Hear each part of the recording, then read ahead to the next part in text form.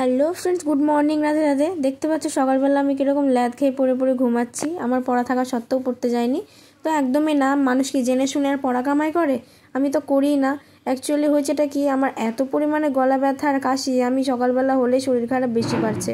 আর ওই সাইডে ওইদিকে জামা কাপড়গুলো বিছানায় ছিল, রাত্রেবেলা খুব আলিশি লাগছিলো, যার জন্য ফেলে রেখেছি। কিন্তু আস্তে আস্তে সব কাজই করে নেব। আজকে আবার 11টার সময় কেমিস্ট্রি এক্সাম আছে সায়েন্সের স্যারের কাছে। মানে কেমিস্ট্রি তো আলাদা সাবজেক্ট নয়, তবে আমাদের ভাগ করা আছে, মানে ফিজিক্সের বইয়ে যে এইটুকু কেমিস্ট্রি এইটুকু ফিজিক্স। তো সেই জন্য স্যার বলেছে যে কেমিস্ট্রি যে কটা চ্যাপ্টার আছে সেগুলো এক্সাম নেব। তো মা আজকে চাউমিন বানাচ্ছে, তো সেইগুলোরই জোগাড় করেছে। এই যে পেঁয়াজ আছে, ওখানে আলু কেটে রেখেছে, লঙ্কা কেটে রেখেছে, আর এই যে চাউমিন। আজকাল না ইঁদুরে কোনো কিছু রাখছে না, ঘরে 4-5 প্যাকেট চাউমিন তোলা ছিল, 1 প্যাকেট চাউমিন ইঁদুরেই খেয়ে নিয়েছে। তো চাউমিন রাধা হয়েও গেছে, শসা দিয়ে বাবাকে মা দিয়ে দিয়েছে, কিন্তু বাবা বলছে যে চাউমিন সাদা কেন। এদিকে এই সাদা চাউমিনই যে হেলথের পক্ষে ভালো সেটা বাবা বুঝতে চাইছে না। অ্যাকচুয়ালি সবসময় মশলা চাউমিন খেয়ে খেয়ে তো সাদা চাউমিন কারোর মুখেই ভালো লাগবে না, এটা স্বাভাবিক ব্যাপার।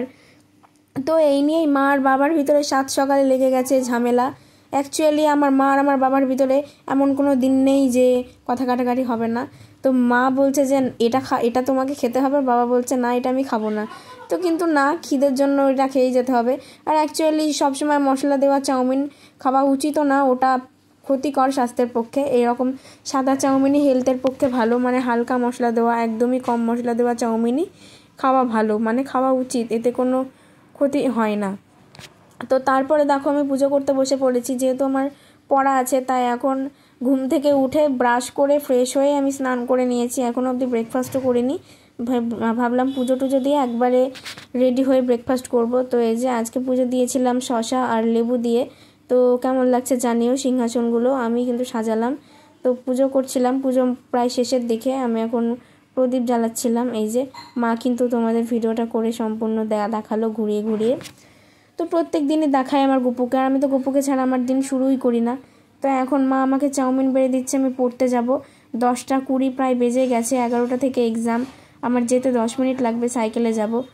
তো কোনো রকমে খেয়ে মারতে হবে দৌড়। কি রাজ্য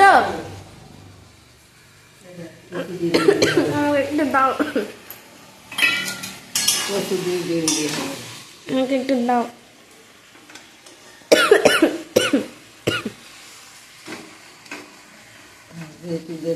রান্না করতে দাও মশলাটা, দাও মশলাটা, দাও।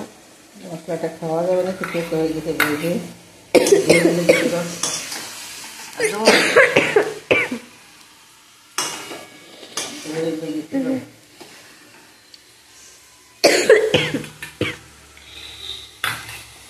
আর কি হবে?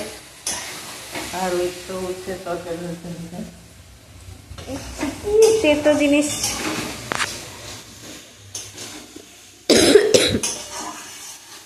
কিছু হবে না, এই করতে পারছি না, বেলা হয়ে গেছে, ও আসলে রান্না করতে ইচ্ছা হয় না।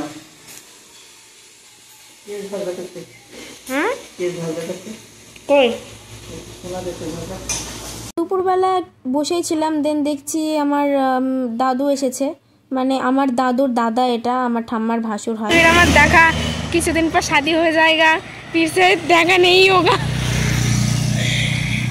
এবছরও পুজো কাটালি না রে ভাই। কি করে কাটাবো, মাসির বাড়ি চলে গেলাম।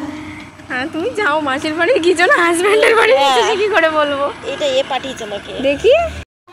সো গাইস, কেমন লাগলো আজকের ভিডিওটা অবশ্যই জানিও। ভালো লাগলে লাইক কমেন্ট এবং সাবস্ক্রাইব করে দিও। আমার টেস্ট পরীক্ষা সোমবার থেকে, বাট দাদুর এত করে বলছে, ভিডিও তো করতে যেতেই পারিনি পড়ার জন্য, কালকে ভিডিও আছে। তো চলো গোছানো করে নিই। তো চলো সবাইকে টাটা। টাটা কর। মাটন খাবিনি তো? ওকে দিবা না, আমার দিবা না ওকে। ও মা টাটা করো, টাটা করো, টাটা করো, চলে গেল, টাটা করো।